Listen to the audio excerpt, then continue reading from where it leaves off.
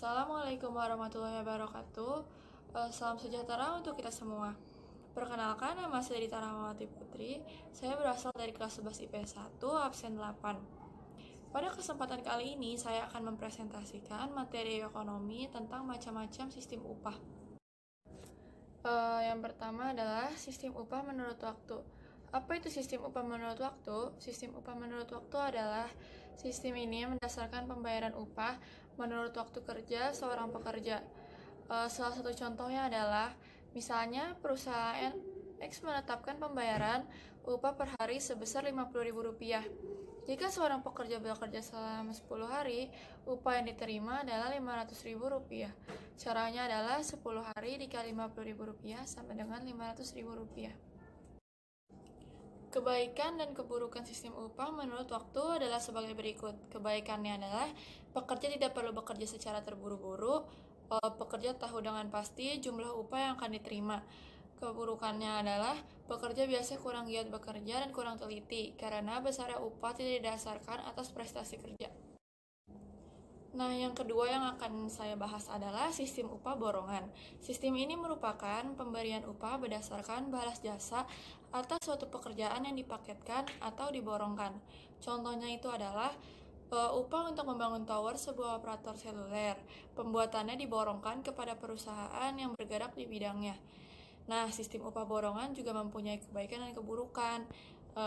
Beberapa kebaikannya adalah pekerja mengetahui dengan pasti jumlah upah yang akan diterima.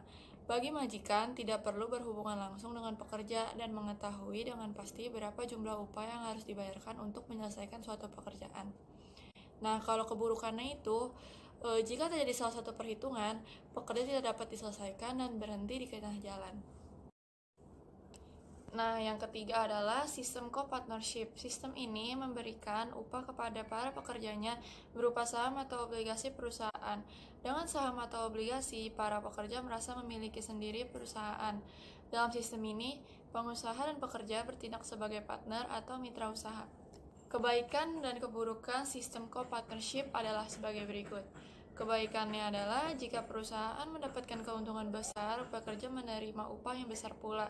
Sedangkan kekurangannya adalah ketika perusahaan mendapatkan kerugian, uang yang ditanamkan dalam bentuk saham tidak memberikan keuntungan bagi para pekerjanya.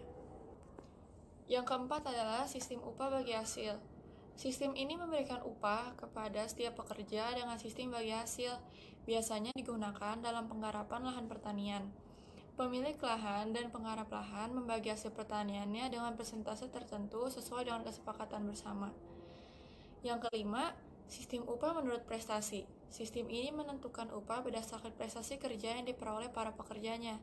Dengan demikian, besarnya upah yang diperoleh seorang pekerja bergantung kepada banyak sedikitnya hasil yang dicapai dalam waktu tertentu.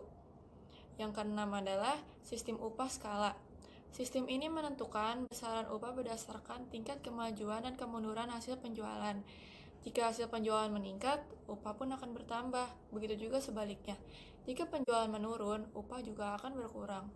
Kebaikan dari sistem ini adalah sebagai berikut. Pekerja giat bekerja dan produktivitasnya meningkat. Keburukan sistem ini adalah kualitas kerja kadang kurang diperhatikan karena pekerja terlalu bekerja keras. Sistem upah premi. Sistem ini merupakan kombinasi sistem upah prestasi ditambah dengan sejumlah premi tertentu. Contohnya, jika Mike sebagai pekerja menyelesaikan 200 potong pakaian dalam 1 jam, ia akan dibayar Rp5.000. Jika terdapat kelebihan dari 200 potong, Mike diberikan premi. Misalnya, prestasi kerjanya 210 potong per jam, Maya akan mendapatkan Rp5.000 ditambah 10 per 200 dikali Rp5.000 sama dengan Rp5.250 dan seterusnya. Selanjutnya adalah sistem bonus. Sistem ini memberikan upah tambahan kepada pekerja dari sebagian keuntungan perusahaan pada akhir periode keuangan. Jadi, selain upah tetap bulanan, pekerja mendapatkan upah tambahan sebagai bonus atas partisipasinya dalam membangun perusahaan sehingga mendapatkan keuntungan. Kebaikan sistem ini adalah pekerja ikut bertanggung jawab, bahkan berkepentingan atas kemajuan perusahaan. Keburukannya adalah tidak semua pekerja mampu menunjukkan hasil yang telah dicapainya bagi kemajuan perusahaan. Nah, yang terakhir adalah sistem upah indeks biaya hidup. Sistem ini mengaitkan pemberian upah dengan turun naiknya biaya hidup. Jika biaya hidup meningkat, upah pekerja dinaikkan. Namun sebaliknya, jika biaya hidup turun, upah pekerja diturunkan. Dalam sistem ini, upah dapat dibayarkan dalam bentuk barang, seperti sembako. Sekian presentasi yang saya sampaikan. Mohon maaf bila ada kesalahan kata. Akhir kata, wassalamualaikum warahmatullahi wabarakatuh.